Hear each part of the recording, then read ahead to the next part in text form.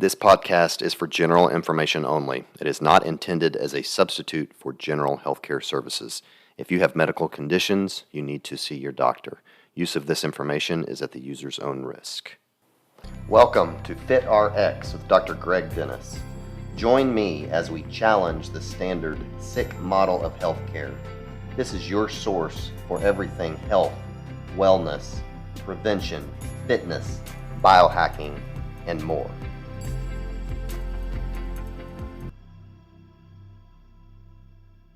Hello, everyone. Welcome to another edition of FitRx. I'm your host, Dr. Greg Dennis. Very excited to talk to my next guest.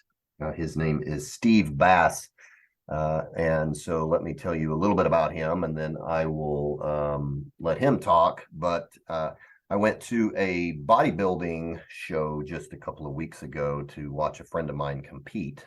And so I saw this guy doing first the classic physique category. And for those who don't know what that is, a classic physique, and he'll probably be able to explain a little bit better than me, but it's really just what it sounds like. It's that classic physique that goes on, obviously low body fat, but muscularity and proportion, but maybe not the huge grotesque, that the traditional bodybuilding is. And it's a fantastic look. And anyway, so I saw this guy there, and he started winning. He started winning all these categories, and he kept winning. And so he won like the 30 plus, and then he won the 40 plus, and then I saw him in the 50 plus category, and I was kind of sitting back, so couldn't really, wasn't up close. I was like, man, this guy's over 50, looks fantastic. Well, he won that class too, and I thought, I've got to get him on the podcast, just kind of hear his story and find out how he got in that good of shape at that age. So even if you're not into bodybuilding, I feel like that you will be able to get something from this episode of just learning a little bit, because obviously these guys are getting, single digit body fat numbers. And so just learning about how somebody that age can do that, I really feel like you can get some just health tips from this, if nothing else. So anyway, looking forward to this conversation. So Steve, welcome to the show. Hey, thank you, Dr. Dennis. I'm really looking forward to our time here together today. Yeah. Well, I guess just let's start from the beginning. Tell us a little bit about you and your history. Have you always been into weightlifting? And then that the kind of the evolution of that and how that led up to doing a bodybuilding show and getting into the kind of shape that we saw you in here just a couple of weeks ago. Okay, well, I always grew up an athlete, but I was a basketball player, and I played football, ran track in high school. I walked on at Arkansas State in Jonesboro, Arkansas for basketball for 1 year, and then had a lot of ankle injuries and just transferred to University of Arkansas, where I finished out my degree. And I was always active, but not on weight training. My dad always used to say that weight training will stunt your growth. And so he would never let me weight train. So my grandfather passed away a few years ago of type 2 diabetes.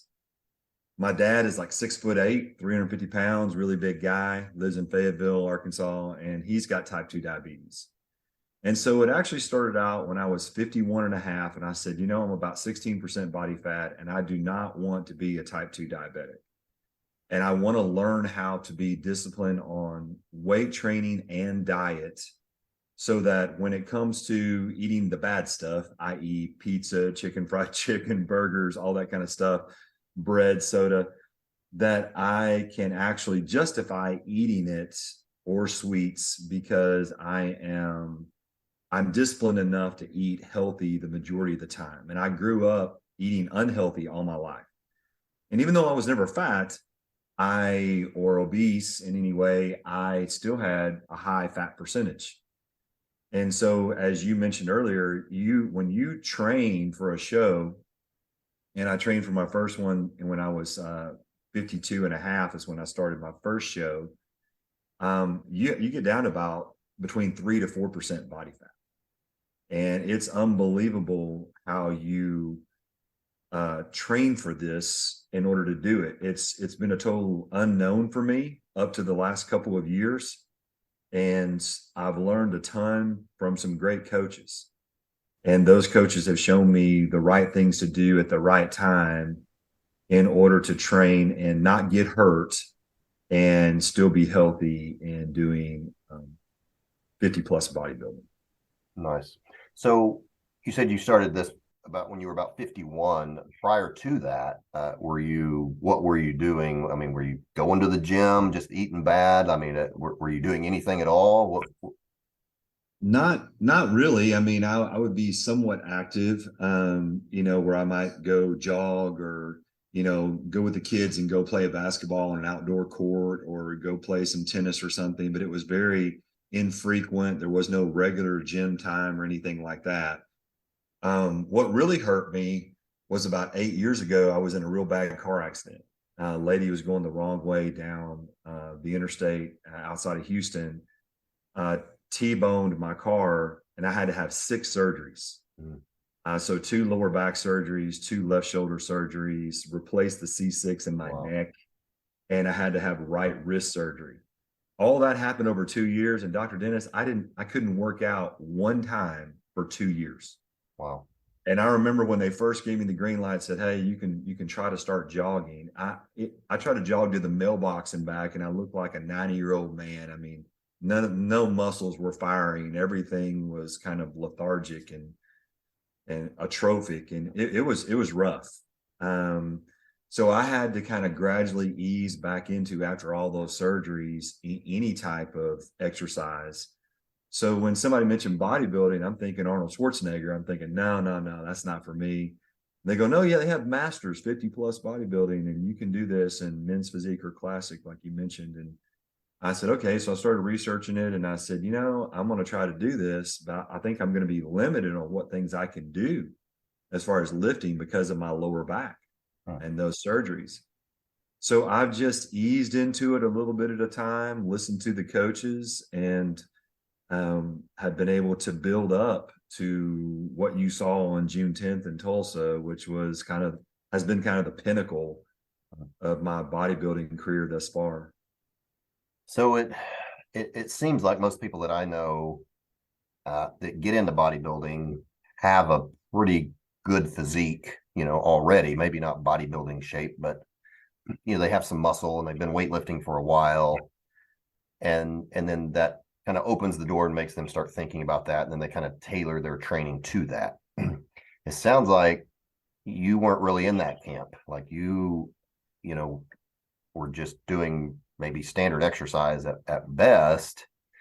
And so how did you all of a sudden just think, I'm going to do bodybuilding? I mean, was it once you started working out and you started getting a little bit of physique, and did you see that in yourself and thinking, I'm putting some muscle on, maybe I can do this? Or was it just from the beginning that goal to say, hey, I'm going to look like that, and you just went towards it?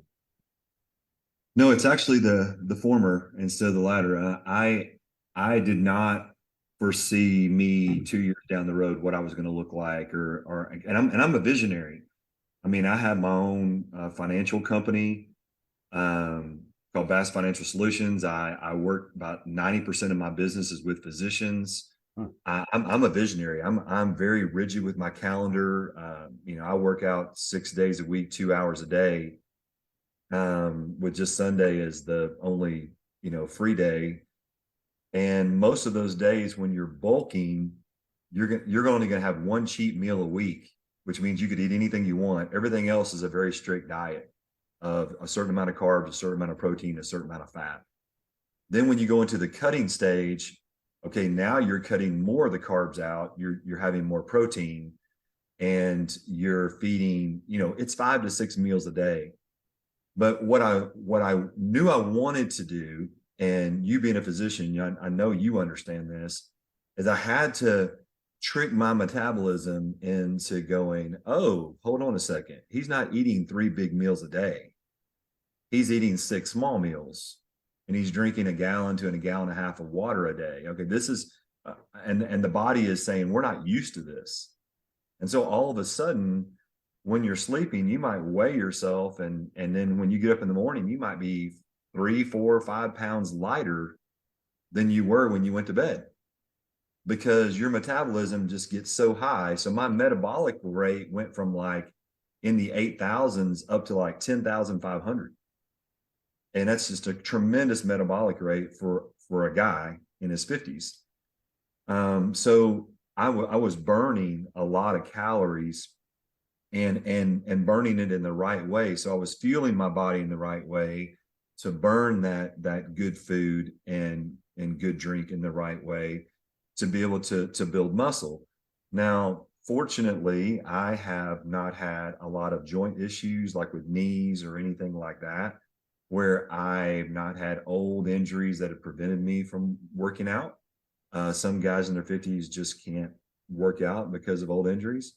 And also, I have had a propensity to build muscle in my 50s while just using testosterone and vitamin supplements. I mean, that's all I use. I don't use any illegal substances, although a lot of these competitions that I go to, they are using those substances to gain an edge. And I just don't, I don't judge that, but my personal opinion for me is that I want to live a long life. There's too much uncertainty with that. Yeah.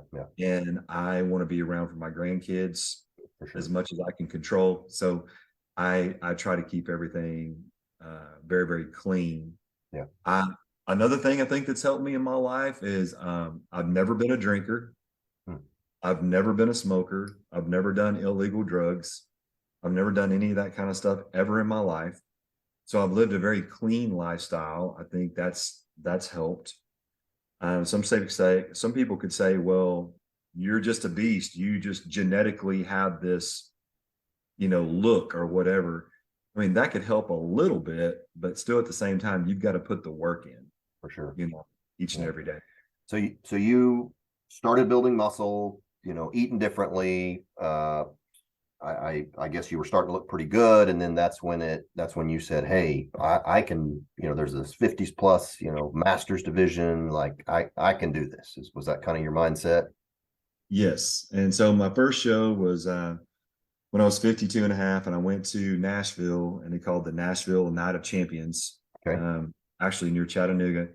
There were 15 guys in the 50 plus classic physique, the most guys I've ever seen in any classic physique show since then. And there were 13 in men's physique.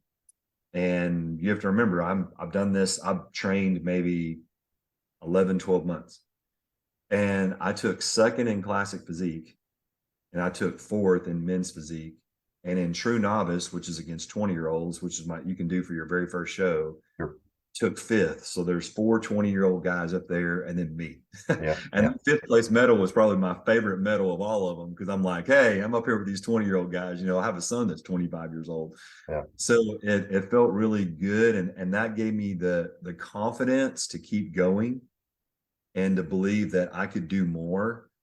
And now the goal is to try before I'm at least by age 55, which would be next year, to get a pro card. People go, what would you do with that? And I said, I have no idea. It's just a goal.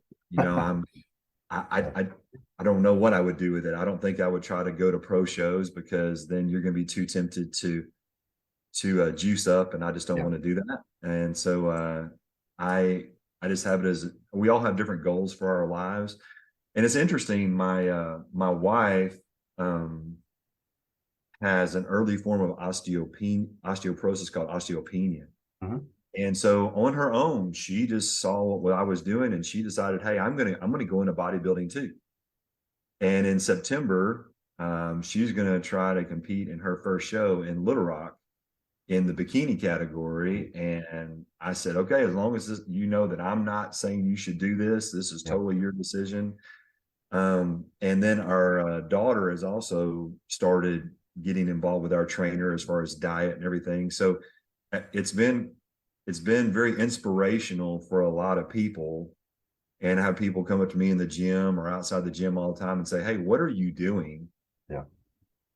And Dr. Dennis, I think I heard something from an old trainer a long time ago when I first started that really made a lot of sense. He goes, you can't outwork a bad diet. Mhm. And because you know how people will say, I'm gonna go have my pizza this weekend and I'll do an extra 30 minutes on the treadmill on Monday. It just doesn't work that way, unfortunately. Mhm. Yeah. You have to be extremely disciplined and consistent on a week in, week out basis Yeah. with the Yeah. diet and the exercise. It, it And it might it might when you're 20, you can more get away right, with that. right. So, Yeah, we and that, 50 plus guys, we can't get away with that. yeah, for sure. So, what do you think was the difference from 2 years ago to now? And because, like I said, you won pretty much every category in the classic physique. Were you more muscular? Were you leaner? Were all the above? I was more muscular for sure. The gentleman who was emceeing that show, Michael Elias, he's my coach. Okay. And he's the one who's provided all of the nutrition, the weightlifting plan. You know, if you're doing back and abs one day, chest, triceps, and abs another day, he's provided all of that, as well as posing sessions, contest prep, all of that. And when I went to nationals last year, they said, "Hey, you know, you're going to have to get your back wider, and you're going to have to get more depth to it."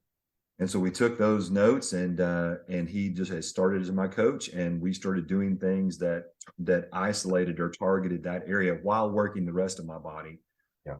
The very first show, it was like your leg lines don't come all the way up your leg. You've got to do more. You've got to do more leg presses. You got to do more of this.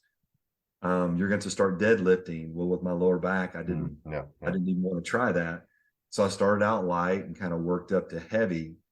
And so as I have done that, I feel like on the show that you saw on June the 10th, my muscularity was there. My carb depletion earlier in the week and my carb reload just before the show was pinpoint. I was dried out. I had very little water. My posing coach, who's Michael, had my posing spot on for what I needed to do. And I think everything together, working on your posing week in and week out as you're cutting down and getting, you know, you're seeing more and more of those lines and striations. I say you're going from a grape to a raisin, Mhm. and you kind of shrink up, and then you start seeing, you know, your veins pop out. You turn to a roadmap, and next thing you know, you're like, whoa, this is crazy. And all of a sudden you see that the potential of what can be, but you don't really see it until the last few weeks of your cut for all the work you did in the previous months during your bulking time. Yeah. You don't see it until you actually start cutting the fat. And so it all happened just to all come together at the right time, for that show, which we consider the Oklahoma State Bodybuilding Championships to be a prep show for nationals. And there's some things I need to do better, as far as posing and other things that as we see the videos. But overall, it was very humbling. It was surreal to be on stage and winning first place in the open against 20-year-olds. Yeah. I was, you know, very, very pleased with how I came in, and I felt like I presented my best self. And that's probably the pinnacle of my bodybuilding career, was when you Yeah. saw me Yeah. Yeah. on that Well, day. you did awesome. So congratulations. And like I said, and that's when, when I realized you were 50 plus, I was like, oh my gosh, what is this guy doing, to look like that? And especially now hearing your story, it's even more impressive. So, well, let's talk a little bit of kind of nuts and bolts. Tell us about your routine as far as weightlifting. You don't have to go into, significant detail, but just kind of, tell us what that looks like when preparing for, what you did in a classic physique competition. Well, for me, because of where my physique is, I am having to work back twice a week and legs twice a week. So I only work one day of shoulders and one day of chest. And so I only work my biceps and my triceps once a week. I'm in right now what you call a recomposition phase. So I've got 12 weeks or 11 weeks to nationals. So last week, including this week, I'm doing 4 sets of 20 reps. Let's say today I did it on leg press. but then I go over to the barbell squat and I do 4 sets of 5 reps. So it's something heavy. And then I'm doing 4 sets of 20 reps on stiff leg deadlifts. And then I do 4 sets of 5 of barbell hack squats. And then I'm doing 4 sets of 20 of walking lunges. And then I go do 4 sets of 20 on calf raises. And then I do decline crunches with a 45-pound plate or a 50-pound dumbbell. And I am totally wiped out on Wednesday after that workout. So that's called a recompensation or recomposition phase between shows. If once I get to 8 weeks out, I'll go to cutting, and everything is kind of a moderate weight with elevated reps. Yeah. And so you won't do anything that's 10 or fewer reps because you're not bulking anymore. You're trying to cut, and he'll lower my calories, he'll lower my carbs, and we'll be back into the cutting phase again. And let me tell you, it's not for the faint of heart. The diet is the hardest part. Yeah. Yeah. Well, and every guy in the gym will say, "Oh, I can lift, but I'm not going to do the diet." And I say, "Hey, I definitely understand." Yeah. Before I ask about that, so when you were building muscle, were you doing more traditional kind of a split, chest and, shoulders, triceps one day, just the typical split and kind of heavier weight, pretty much what you were doing? Yes. So it was the same thing. It would be, chest and triceps one day, back and biceps another day. You're doing abs every day. And then when you're bulking, you only do cardio twice a week versus when you're cutting, you're going to do it 5 times a week.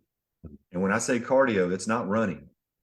You're going to put the treadmill as high as it can go, which is usually 15.0, and you're going to walk between a 3.0 and 4.0 speed at an incline and try not to hold on as much as you can. And so, right now I'm doing that 3 or 4 times a week, 15 minutes a day. Yeah. But when I get closer to the competition, I'm doing it at least 30, if not 45 minutes a day, except for leg day. And so that's kind of what it gets you. But yes, when you're bulking, it's the smaller reps between 6 to 10. And there's a chest day, there's a back day, there's a leg day, there's usually 2 leg days. And then one day could just be biceps and triceps day. It just depends on where he feels like you need to put in some more work. Because everybody's got weak spots. So for me, I know when I go to a competition that my back and legs will look good and my midsection, but my chest will shrink a lot. So we'll put more emphasis on working the chest a little bit more before a competition, just to give it a little bit more pump, to get the blood flow in there a little bit more, so I don't lose a lot of my chest going into the competition. So everybody's different like that, though. Everybody has a spot that's really hard to train. Now, for us 50 plus guys, the worst spot when we're cutting to get rid of the fat is the middle of the back. That subcutaneous fat right there in the middle. And it's really hard to do. But if you cut long enough, you can get rid of it. Yeah. What's the secret in not getting hurt, especially at 54 years old? What would you say if people ask you that? Well, one thing is I train by myself. I don't train with anybody else that says, "Hey, you can push and get one more rep," because that's where you get hurt. So let's say I'm on the bench press and I know my max is 350 pounds, and somebody goes, "Hey, we can get 360. Let's try 1 rep for 360." I'm just not going to do that. If I feel the worst places for 50 plus guys to get hurt is the pec muscle and the bicep tendon. And so when I feel those getting like super tight and I feel like I've done enough reps, I'll just pull back and not go for it. Yeah. Other times you're feeling your salt for that day, you might go for it a little bit. Yeah, it's funny you say that. Those are the 2 muscles that I've torn. Oh, really? Yeah. Except the pec was many, many years ago before. I mean, I was weightlifting, but not really, I wouldn't say into bodybuilding. So it was just a fluke thing. And then the bicep was doing CrossFit, and of course you're doing real quick, kind of jerks, and so anyways, yeah, but I've torn both of those, so but I'm still in there. So let's talk about nutrition, because I agree with you. I think that is what keeps most people from doing this kind of thing. There's all kind of people that you see in the gym. They go to the gym, and that's great. They're getting some health benefits out of it. I mean, exercise is fantastic for you. But as far as getting that kind of sculpted physique like you did, I don't think people probably understand the dedication that's required from a nutritional standpoint. So talk a little bit about what that's like for you day to day, what you eat, that kind of thing. Well, I'm having 6 meals a day. So before I go to the gym, my meals consist of a whey protein shake with 1.5 scoops of whey protein, an apple, and a tablespoon of organic peanut butter. And this is before you work out? This is before I go to the gym. Okay. That's correct. Now, could I have a pre-workout, a little stimulator type thing that you can drink? I could, maybe if I wanted to. I don't really do that.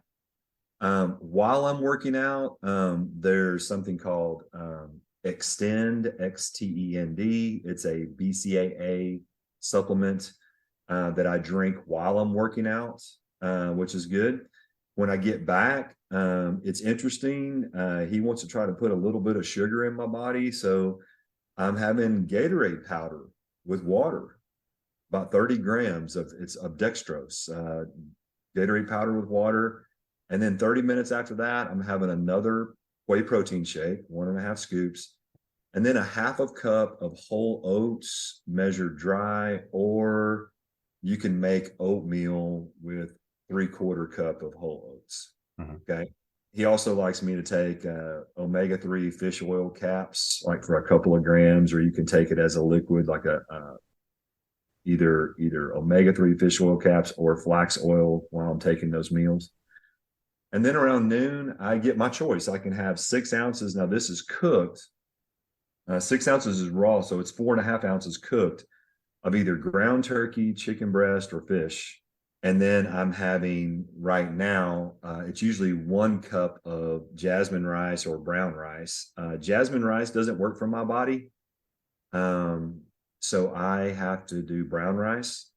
And the cool thing is, if you go to the store, you can actually buy the cups of brown rice that are just 1 cup. You just peel the plastic off the top, put it in the microwave for a minute, it's ready to go. So not because you're trying to weigh all this stuff, and instead of that, just cuts out having to weigh your rice. You can do 12 ounces of sweet potato instead of, or 8 ounces of sweet potato instead of the rice if you want to. And then it's a cup of steamed or fresh vegetables. And then everything from that point on is the same. I mean, there's a 2:30 meal, that's a whey protein shake. There's a 5 o'clock meal, that's another 6 ounces of ground turkey, chicken breast, or fish with the jasmine rice and the fresh steamed vegetables. And then before I go to bed, it's casein protein for 1.5 scoops. And casein protein is something great for muscle recovery.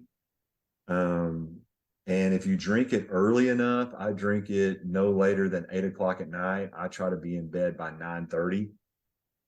So if I'm getting up by 6 or so, I mean, I've had a good, 8 hours or more of sleep. Mm-hmm. Sleep is a wonderful friend for one who is tired. Mm-hmm. Let me tell you. So you're doing, if I follow that correctly, you're doing 3 protein shakes in a day? Yes. Wow, that's a lot. Any idea of how much protein you're getting compared to like your weight? Yes, the protein is usually about 35 grams of protein per shake. Okay. Now for the day, how much right now, my recomp phase, I'm getting about 260 grams of protein a day. Wow. If I'm cutting, I'm getting like 360. Wow. And how much do you weigh?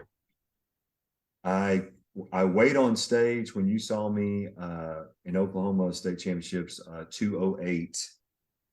I currently weigh 217. I probably got up to like 221. Yeah. You know, So after you have you can eat whatever you want before you start back into training. But you're now that getting 1.5 grams roughly probably of protein per pound of body weight, something like that. yes, Okay. Yeah. that's very accurate. Mm-hmm. Now the diet that you just explained, was that pre-contest, or is that just kind of a maintenance muscle building type of phase, and how do those differ? That is the maintenance phase. That's not pre-contest. You know, pre-contest, he is going to cut out. You know, I don't get the apple and peanut butter. I don't get as much rice or carbs. I'm having a little bit more chicken or a little bit more protein. Instead of 1.5 scoops, I'm having 2 scoops. So the protein goes up and the carbs come down. And cardio goes up. And the cardio goes up. So Yeah. so you're when I finished my bulk stage before Oklahoma, and this was middle of March, I was 241 pounds. So when I weighed in at 207. Stage weight, I was 208. Hmm. So I lost 34 pounds Wow. from my bulking stage to my stage weight. And the key is just trying to keep as much muscle as you can, because you have to put on fat in order to gain muscle. You have to do it.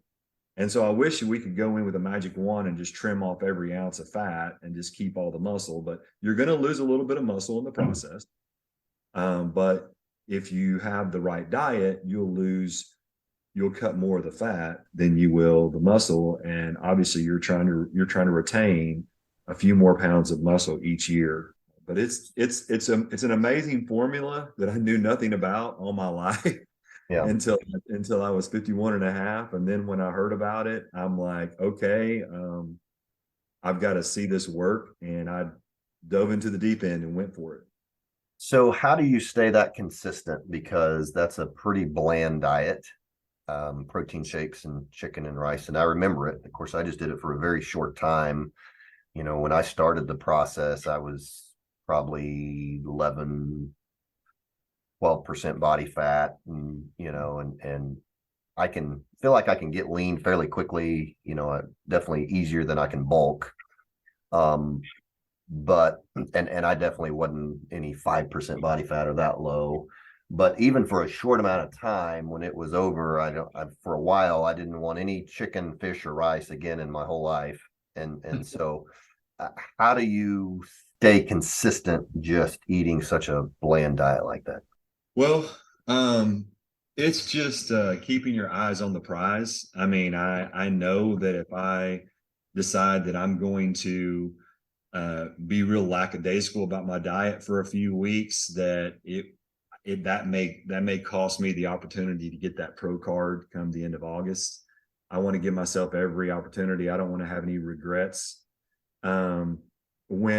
If I don't get it, which I may not get it this year, it could be maybe next year. I have a better chance at age 55 of getting it, probably a 75% chance versus probably a 25% chance this year. But once I'm done with my shows, I'll go back to bulking again, which is basically the same diet, but with some more carbs. And I'll get to have a cheat meal once a week. And that's it.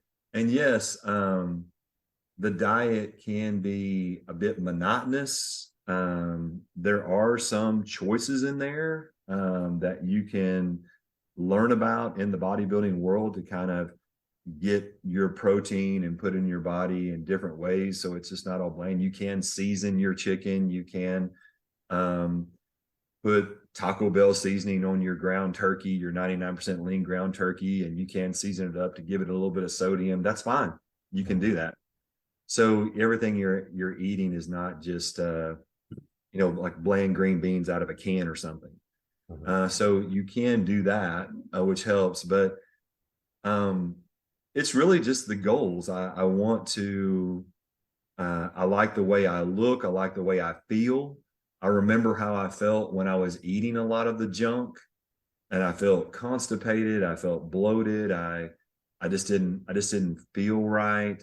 Sometimes you could be up at night and go, okay, do I need to go to the bathroom or not? I mean, I don't have any of that. My body is just so consistent and processes food so well now.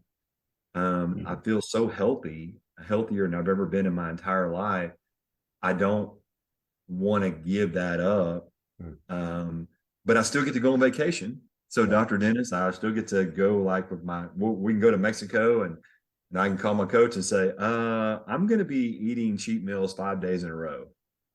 And he'll go, well, just don't overdo it. He goes, don't go crazy. You're going to gain some weight, but we'll take it back off. So there are some opportunities like that, but you try to make those few and far between. So what is your favorite cheat meal? It's either going to be pizza, or it's going to be nachos at a place over here that has the best big, huge plate of nachos that I've ever tasted in my life. They're unbelievable. Nice. Yeah. So do you meal prep once a week, or how do you do all this? Because for me, being a doctor, and I kind of want to do all this stuff, but it's just busy, day to day, and I'll get my food together in the morning. But then, of course, if you don't have anything made, it sometimes is difficult. So how do you do all that through the week? I do it all on Sunday. So Sunday's the day off when I'm not lifting. So on Sunday, we go to the grocery store, we buy everything we need for the week, we cook it all on Sunday, and then I weigh it and split it up into the meals. And I've got Monday, Tuesday, Wednesday, Thursday, Friday, at least those 5 days in the refrigerator. Nice. So remember, it's 3 shakes and 2 meals a day right now. So I'm just pulling. So I've just got to prep, 8 to 10 meals. And then I've got them in the refrigerator. They're labeled Monday, Tuesday, Wednesday, Thursday. And I too, I've got a financial business, and sometimes those meetings are back to back to back. And so I want that microwavable chicken and rice and beans that I can just slap in the microwave and eat real quick. So like you on a busy schedule, you've just got to do all your prep on Sunday. Yeah.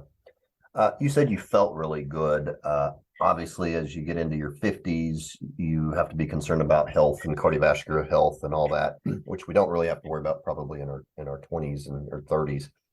I don't know, in my experience, that and obviously people like you who are exercising are healthier than sedentary people. And I'm very interested in bodybuilding, and I did, kind of somewhat do it myself, not to your level, but I don't know that I'm convinced that bodybuilders are the healthiest people out there, because you're feeding yourself so much. And I've talked about something called mTOR. You're always stimulating something called mTOR, which is a growth pathway. We don't have to go down that road, but I guess my question for you is you feel really good. Is all that translating over to all your other health parameters, your labs? I mean, cardiovascular test, everything else? It's a great question. And it has 2 answers, actually. During the bulking season, I have my blood work done every 3 months. And then my physician goes through that blood work with me. And during the bulking season, bodybuilding is not healthy when you're bulking. My hemoglobin, my hematocrit will be up. I could be pre-diabetic numbers around 5.2, 5.3. For the first time in my life, this last fall, my blood pressure was up. I've never had high blood pressure at all. And so you look at those numbers, your cholesterol could be up maybe in some places because you're not doing much cardio. You're eating healthy meals, but you're eating a lot of carbs. Always in a surplus, surplus. You're not exercising off a lot of that. So you're putting on some fat in order to put on some muscle. You're just not doing it by eating pizzas and burgers. So then when you start cutting and you get your lab work, all of those numbers have corrected themselves, even to the point to where you go, oh, you're almost like an elite athlete. Your blood pressure, oh, well, your low mark is 60. And you're like, wow, that's pretty cool. So everything goes better when you're leaning out. So when I plan on doing this at least one more year through age 55 to try to get that pro card, and then to say, hey, I actually got a pro bodybuilding card at one time in my life. And then after that, I plan to stay around to go back into the 200 to 210 pound range and be lean and keep my numbers healthy, where I'm doing cardio on a regular basis and not doing the bulking anymore. Because you're exactly right. I mean, so bodybuilding is not healthy during the bulking stage. It can be very healthy during the cutting stage. Now, let's just give that a little caveat. Okay, when you're up on stage and you're at between 3 to 4% body fat, are you healthy? Actually, no, you're not. And the reason you're not is because your kidneys, your liver, everything has having a lot of pressure on it. You're extremely dehydrated to have that much cut. And so when you refuel with water, there is a pill called Silymarin, Silymarin, and it's to help like restore your kidneys and your liver like to a normal function again. And you might take it for 30 days after your contest just to make sure that your internal organs are recovering from all the pressure that you put on them with the cutting. So anybody says that, you know, hey, I'd love to look like you, they don't really know there's a lot of different things going on at different stages of that bodybuilding year that you may not want to experience. But if you have the right coach, you have the right doctor, somebody like yourself who really understands what bodybuilding is about and can coach people the right way, then as long as you follow those instructions, you're going to be just fine. Yeah. You know, you just got to pay attention. What advice would you give people who are listening? Because most people listening to this aren't going to go to a bodybuilding show. You know, they're into health and wellness. And a lot of them just want to cut body fat and probably look good in a bathing suit, but not to the bodybuilding level. What would you recommend for them? I mean, how can they take some of the things you've been talking about in the bodybuilding world, but just translate that over into just kind of practical everyday life for most people? My advice is to get a coach. I mean, honestly, people that try to self-manage their money a lot of times don't understand everything there's about money. And one thing I've learned about the physicians who are my clients, they are wonderful with medicine. They are horrible with money. Mm-hmm. So they need a financial coach, right? And when I got into this, I realized I don't know what I don't know. I need to have a trainer who knows how to train somebody, get somebody ready for a show, so I do this the right way and I don't hurt myself. And so even if you're not planning on going to a show, but you say, hey, I want to cut some body fat, I want to look better in a bathing suit, I would highly recommend going in and getting a trainer and make sure that you don't like overpay them. Like I hear guys going in and paying somebody $1,000 like for $100 a week for 10 weeks and they're hardly getting any instruction at all. It was just like a total waste of money and time. Yeah. I mean, find somebody who's going to give you a very reasonable rate and help you with, these are the types of exercises you should do for what you're wanting to accomplish. This is the type of diet you should look at to put in place to lose weight or to look more trim or to put on a little bit more muscle, whatever your goals are. And it'll be well worth the money. But when I go into a gym, I know you've noticed this too. There are guys who are men and women who are bodybuilding. There are triathletes who are working out for a triathlon. There are people who are power lifters.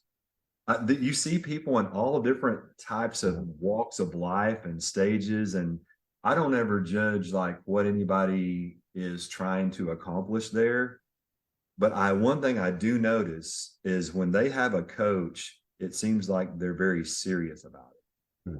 And that coach gives that level of accountability that maybe you need at the beginning. And then after a while, you'll be self-accountable and not need them to hold your hand so much. Okay. Does that make sense? Yeah. Good advice. So, well, So the next thing for you is nationals. So that's and then if you get your pro card, or if not, you're gonna, sounds like, continue on that journey until you do, right? Yes. Um, is there anywhere people can go and see pictures of you, maybe kind of before and after of the show, just on Facebook or?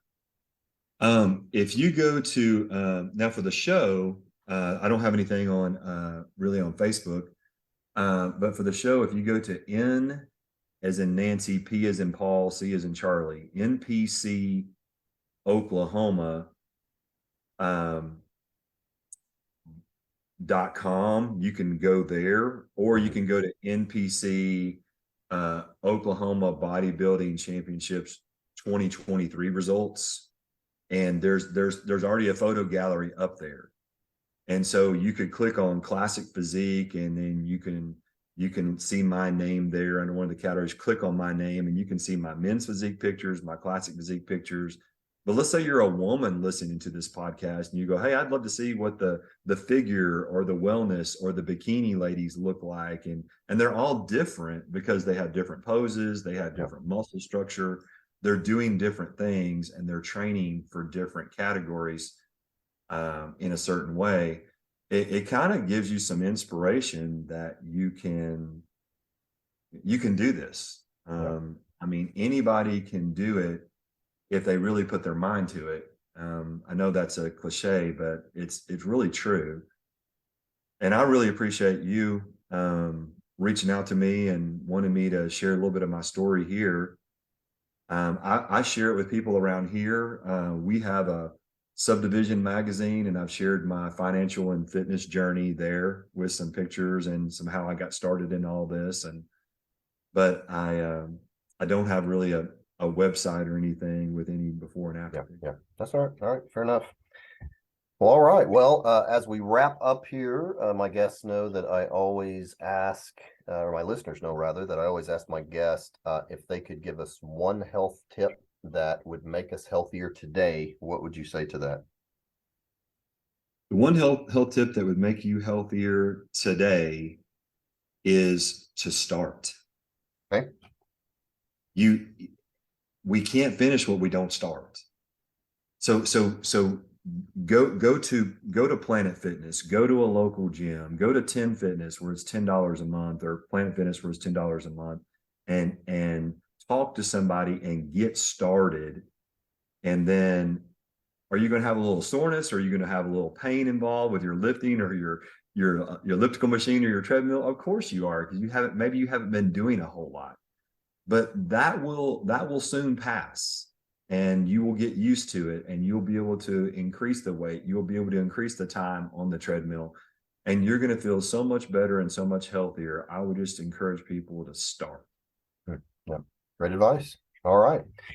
Well, thank you so much for visiting with us and just sharing your story, and congratulations on your accomplishments. Look forward to kind of following you and just seeing how you do here in the near future. So thank you so much. I really enjoyed it. Appreciate it.